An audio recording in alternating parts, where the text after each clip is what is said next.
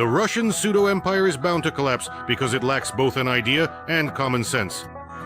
While Putin, under the influence of Botox fumes, openly threatens Europe with war and sacrifices hundreds of thousands of Russians in the fight for sovereignty from the treacherous West, his own daughter lives in Paris and calmly enjoys all the benefits of the hostile world.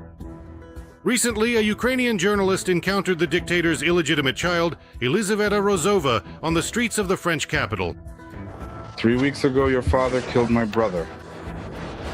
How do you even truly live in Europe, in such a deeply hateful, utterly damned Europe, this gay rock or whatever you might possibly call it? Say something, anything at least. Do you genuinely support his controversial policies? Did he actually give his explicit permission for all of this? To actually be filmed, this?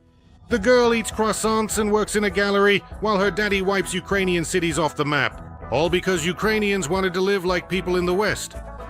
In other words, like his daughter. What the hell? The cynicism of this story is so off the charts that a normal person can't even wrap their head around it. The Pale Moth's own daughter said that she deeply regrets her father's crimes, but she has nothing to do with it. How do you feel about your father's politics? Do you support him? What do I have to do with it? Well, he's your father. At the very least, you could call him right now and say, Dad, stop shelling Kiev. Well, of course. Go ahead, try it. Well, of course. You can come to Kiev. Well, can you imagine me right now how I can imagine it perfectly well. I really am most truly and indeed sincerely very sorry that things are happening this way. Unfortunately, I am not responsible for this situation. I'm glad you had the courage to come up to me and talk. The Kremlin princess moves around the city with bodyguards and clearly doesn't live on a gallery employee's salary. In other words, she's not struggling. At the same time, the mothers of Russian soldiers are crying out that their children are being sent to die in droves. All in the fight against that very hated West. Papa, I'm turning around.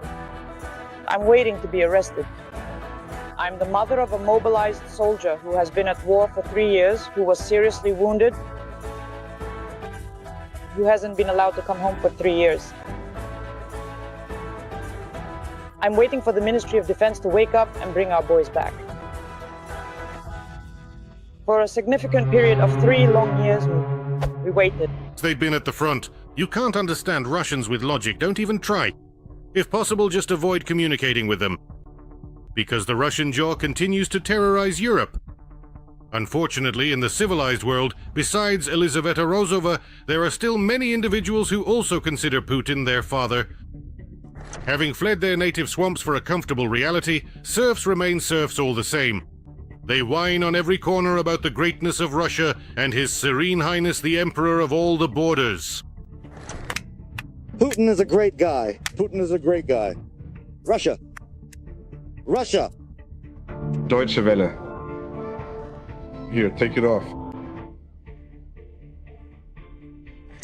For your attention, a fresh hit parade of Russian Euro-patriots in Europe. The answer to a well-known question from a lover of the Russian world awaits you. And why us? A whiny tourist complains that in Turkey she wasn't sold Dior earrings just because she's Russian. They didn't sell me earrings at Dior in Istanbul airport. I went in there twice. The first time I went in, talked to the salesperson, looked at the earrings. The second time, when I actually wanted to come and buy them, I was told that they don't sell to Russians. They said, you're flying to Russia, you have a Russian Federation passport, we can't sell you the earrings. I said, okay, let me just find someone in the airport, not Russian, who's flying somewhere, I don't know, not to Russia, and they can just come and tap my card at the terminal. They said, no, the name on the card has to match the name on the boarding pass and the passport. That turned out to be a bit awkward. How is she supposed to go to the Shaman concert in Nowheresville without her Dior jewelry now? Classic. We ignore the war, aren't interested in politics, love vacationing in Europe and dressing up in European trinkets. But we wholeheartedly support the special military operation because those Ukrainians just won't surrender, and it's their fault the sanctions aren't being lifted. I get it, you have sanctions and all that, I just don't understand. I've been there twice, why couldn't you just tell me the first time that you don't sell to Russians? You can tell from 10 kilometers away where I'm from, it's pretty obvious, objectively speaking. All I'm missing is a soundtrack. If only Mother Earth was playing in the background, then it would be immediately clear to everyone. Why couldn't they just say that right away? What kind of stupid rules and regulations are these anyway? Russian jaws are a bit too poor for Dior. They don't even look, they just patriotically swipe everything they see from hotels. One of the representatives of the superpower proudly looted whole bags and brought them back to her swampy paradise. A real big score. Already drank them last time. The honey. I love the honey. I took 2 jars of mustard home for my grandmothers to try. And a little bit of Turkish delight. Of course, we have all this here, but in Russia, in Mineralny Vody, there are shops with halva and baklava. But you have to admit, it's so nice to bring it back specifically from a trip abroad. There you have it, the real Russian world. They sold their greatness for a bag of honeycomb. Can you imagine some German stealing a kettle and soap from a hotel in Anapa? We can't either. Do You happen to have a kettle? Sorry? the Nexus Grepenosets in our ranking is responsible for stupidity and bravery. In the Czech Republic, a Russian guy with a beer belly was given a 2-year suspended sentence for walking around the streets in a t-shirt with the Z symbol. Obviously, this fascist parade was done as a provocation, and perhaps Stierlitz was hoping that some passerby would just smash his face in. Then Russia Today would have a reason to cobble together a story about the repression of peaceful Russians. But there, no one wanted to dirty their hands on that greasy face and simply called the police. Or maybe they called the psych ward right away, just like they did in Poland. In Warsaw, they dismantled a tent belonging to Putin supporters, which was set up near the US Embassy. The participants of the rally were distributing anti-Semitic and anti-Ukrainian materials and called the Kremlin old man a victim of war. At some point, the Poles' patience ran out, and the organizers of the rally, after the tent was dismantled, they were forcibly taken to a psychiatric clinic. This is not surprising because he was calling for Poland to leave the EU and form a union with Russia and Lukashenko. For 8 years, Donbass was bombed, and there were biolaboratories on the territory of Ukraine. And why shouldn't Warsaw help Kiev in the war? On the contrary, a protest against Ukraine and Israel was held near the US Embassy in Warsaw. Next, following the crocodile tears of the Russian world, we head to Moldova. There, a native Russian speaker was outraged that a police officer spoke to him in Moldovan instead of Russian. I can't. Speak Russian. I can't speak Russian. I can't speak Russian.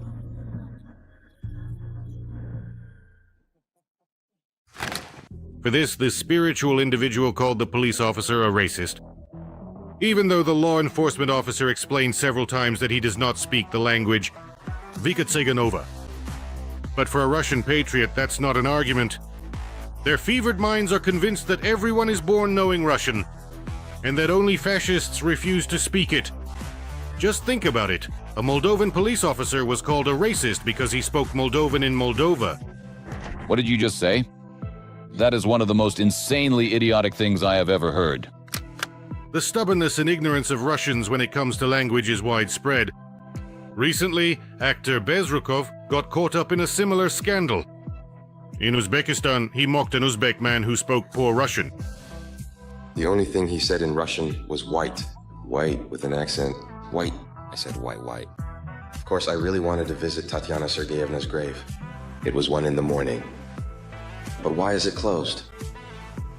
I said I really need to, you understand? He saw me. Hey! He didn't speak Russian, but he watched Brigada. Ah! Take care. What a toxic cocktail of chauvinism and stupidity. Russians, as a rule, don't know any other languages themselves, but are always arrogantly surprised why no one wants to speak Russian with them. That's because...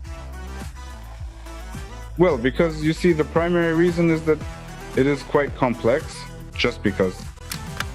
A separate form of modern art is Russians whining about the tightening of the EU visa regime. They weren't this outraged about the invasion of Ukraine. The main armchair oppositionist Yulia Navalnaya even recorded an angry video, saying it's discrimination and that Russians bear no responsibility for Putin's war. How is that possible? Fighting against Putin and his aggression. I fully support that. I'm all for it. But what do all Russians have to do with it? Is this another conversation about collective responsibility? You want to punish Putin? Go ahead and punish him. Putin is waging an undeclared war against Europe. Drones are disrupting airport operations. Something needs to be done. So we came up with this measure. Something needs to be done. Let's ban Russians from coming to Europe on the same visa more than once. More than once. And again, I have to ask, how is this measure supposed to help? How convenient! Russians are making themselves comfortable while Putin is single-handedly waging war against the entire West. And why is it that if he did all this alone, all of you together can't defeat him? A question with an asterisk. The Russian liberal opposition is not engaging in subversive activities in Russia to overthrow the regime. They are not raising funds for the Ukrainian armed forces, not supporting Russian combat units fighting against Putin's regime, not demanding that Western countries toughen their policies against Russia, and on the contrary, they even speak out against sanctions. They are busy promoting their Instagram accounts and whitewashing the Russian people, who in their opinion are also victims of the war. And while Yulia Navalnaya is fighting for visas for innocent Russians, the daughter of Russian general and war criminal Tokarev, who is fighting against Ukraine, is calmly traveling around Europe, Italy, and France. She flew off somewhere, who the hell knows where, on business that doesn't even exist, you know? Well, the main thing is that she flew, that she has something to fly on. The most important thing is to always have a broom, right? General Tokarev has been added to Ukraine's Book of Executioners, and his daughter Anastasia, by the way, a graduate of the Ministry of Defense boarding school for girls, boasts that she had no trouble getting a European visa and spends up to 1 million rubles vacationing in Europe. How do you like that, Yulia Navalnaya? It's fine. I'm telling you, everything's fine. But among the Russian whiners and freeloaders, fortunately, there are reasonable, responsible people who are not afraid to call things by their proper names. At the International Forum in Halifax, Garry Kasparov put forward, quite harshly and honestly, the only reasonable position for a Russian citizen. If it weren't for Ukraine, Russian tanks would already be in Poland. For 4 years, Ukraine has been fighting for all of Europe, and we're still debating whether to admit it into NATO. I would like to remind you that this video is created for entertainment purposes and contains elements of satire and irony. All facts and events are presented in a hyperbolized or exaggerated form to convey a comedic or dramatic effect. Our goal is not to mislead, but to highlight humor. Please take it with a smile.